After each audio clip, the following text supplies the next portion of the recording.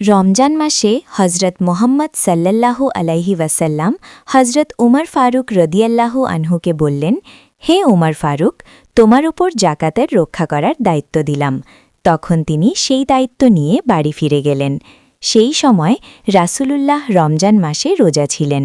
তিনি মক্কা থেকে মদিনার পথে হিজরত করছিলেন। এমন সময় এক মহা জঙ্গলের মাঝপথে তিনি উপস্থিত হলেন। তখন তিনি একটি হরিণকে দেখতে পেলেন। এমন সময় ইহুদি আমার সামনে আসে এবং আমাকে বন্দি করে ফেলে।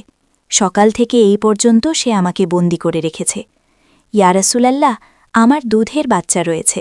সকাল থেকে এই পর্যন্ত তাদের দুধ খাওয়াতে পারিনি এবং তাদের গলা দুধ না খাওয়ার কারণে শুকিয়ে গেছে। আল্লাহর নবী, আমি শেষবারের মতো তাদের সাথে একবার সাক্ষাৎ করতে চাই। দয়া করে আমাকে ব্যবস্থা করে দিন। তখন নবীজির মন অন্তর থেকে কেঁদে উঠেছে। তিনি ইহুদিকে বললেন, তুমি কেন এই হরিণটিকে বন্দি করেছ? তখন ইহুদি বলল, বনের পশু শিকার করা তো বৈধ, তাই আমি হরিণকে আটকে রেখেছি। তখন নবীজি বললেন, হে ইহুদি, তুমি কি দেখতে পাচ্ছ না, এটা মা হরিণ, তার স্তন দুধে পরিপূর্ণ। সে তার বাচ্চাদের দুধ না খাওয়াতে পেরে অনেক কষ্ট পাচ্ছে, তুমি তাকে ছেড়ে দাও। ইহুদি বলল, এত কষ্ট করে শিকার করেছি আর তোমার কথাই ছেড়ে দিব? নবীজি বললেন, তুমি তাকে ছেড়ে দাও। সে শেষবারের মতো তার সন্তানদের সাথে দেখা করতে চায়। সে তার সন্তানদের সাথে দেখা করে তাদেরকে দুধ পান করিয়ে আবার তোমার কাছে ফিরে আসবে। নবীজির কথা শুনে ইহুদি বললেন, বনের হরিণ কি তোমার বাপদাদাদের সম্পদ, যে তাদের ছেড়ে দিলে আবার ফিরে আসবে? শিকার করা প্রাণী ফিরে এসেছে, আজ পর্যন্ত এর কোনো নজির আছে? বিশ্বনবী যখন দেখলেন ইহুদি কোনোভাবেই হরিণটিকে ছেড়ে দিতে রাজি নয়, তখন তিনি বললেন, তুমি হরিণটিকে ছেড়ে দাও এবং তার বিনিময়ে তুমি আমাকে বেঁধে রাখো। যদি হরিণটি ফিরে না আসে, তাহলে তুমি আমাকে সারা জীবন বেঁধে রেখো। ইহুদি বললেন, তোমার মতো বোকা আর কেউ নেই। বনের প্রাণী সে কিনা ছাড়া পেয়ে আবার ফিরে আসবে, এ অসম্ভব।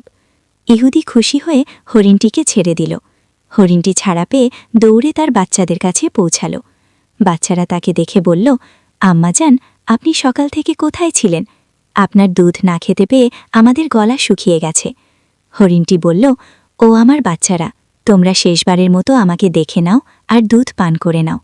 বাচ্চারা বলল, কেন আম্মাজান, আপনি এমন কেন বলছেন?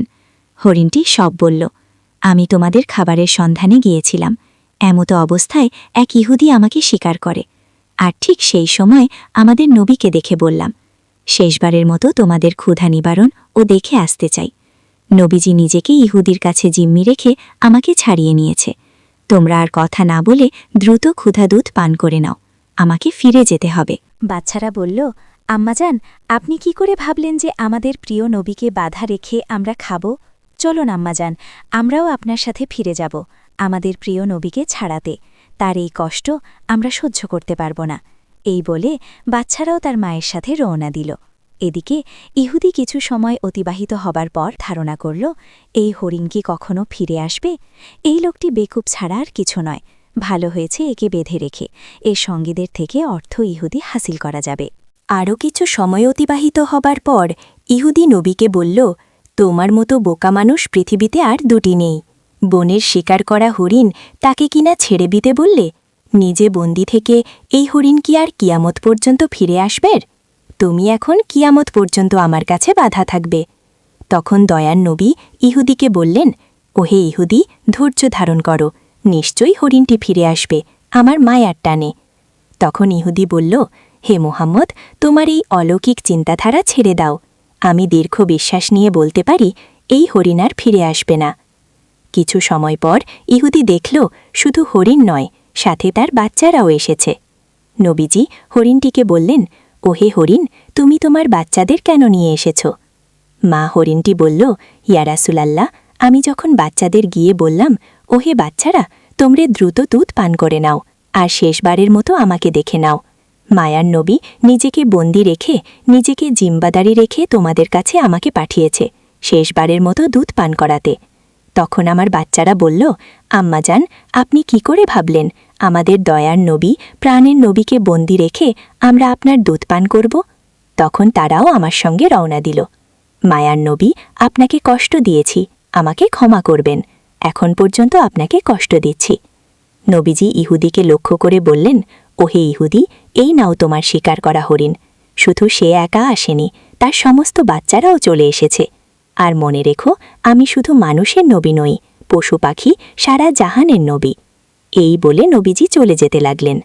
তখন পিছন থেকে ইহুদি ডেকে বললেন, ইয়া রাসূলাল্লাহ, ইয়া হাবিবাল্লাহ, যে নবীর মায়ায় বনের পশু ফিরে আসে সে একমাত্র আল্লাহর রাসূল। ইয়া হাবিবাল্লাহ, আমাকে আপনার হাতে হাত রেখে কালমা পড়িয়ে মুসলমান করে দিন। আমাকে আপনার সেবা করার সুযোগ দিন, আর হরিণের কোনো দরকার নেই আমার। তখন দয়ার নবী তার হাতে হাত রেখে ইহুদিকে কালমা পড়িয়ে মুসলমান বানিয়ে দিলেন। সুবহানাল্লাহ।